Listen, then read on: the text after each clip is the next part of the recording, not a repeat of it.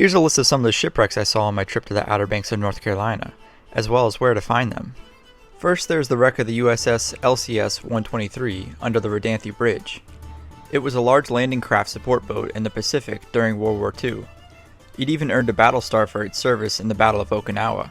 This heavily armored and highly armed boat was fast and deadly. It helped support larger ships of the fleet in any way they needed. According to the diary of Marty Heffron, a crew member on the ship, on May 27, 1945, in the midst of the Battle of Okinawa, the LCS-123 became the first ship in their group to shoot down a Japanese kamikaze plane. After the war, the boat was sold to the W.P. Hunt Oil Company and operated as a workboat until it sunk in this location in the 1960s. It sits in 3 feet of water and is easily visible at low tide. We kayaked to the ship from the nearby State Water Access Point, which is free to use. Next is a shipwreck that is controversial in its identity. Some believe that it is the USS Pocahontas, that was a wooden paddle wheel steamer that was sunk during the Civil War on January 28, 1862.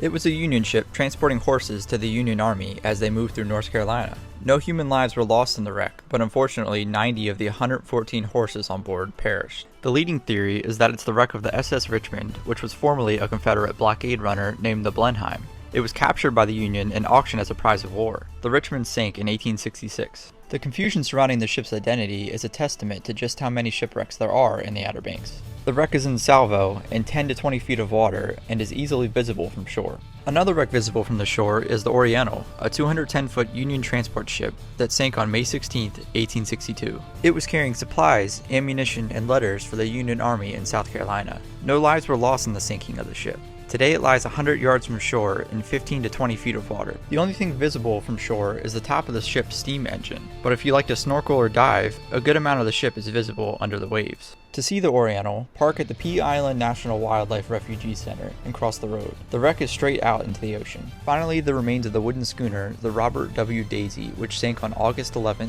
1899, due to the Puerto Rico hurricane. It was the longest-lived Atlantic hurricane on record, lasting nearly a month. Not very much of the wreck is visible, but there was a large beam above the sand. The rest of the ship is buried in the surf or disintegrated. What I thought was really cool was that you could see the wooden dowels known as tree nails, a very popular ship construction method in the 19th century. To see this wreck, park at the beach access point across the street from the Little Kennekeet Life-Saving Station and walk half a mile south where the big beam is up close to the dunes. These are just a few of the examples of shipwrecks you can easily see in the Outer Banks, many without even stepping foot in the water. If you enjoyed this video, please consider liking, sharing, and subscribing for more American history content.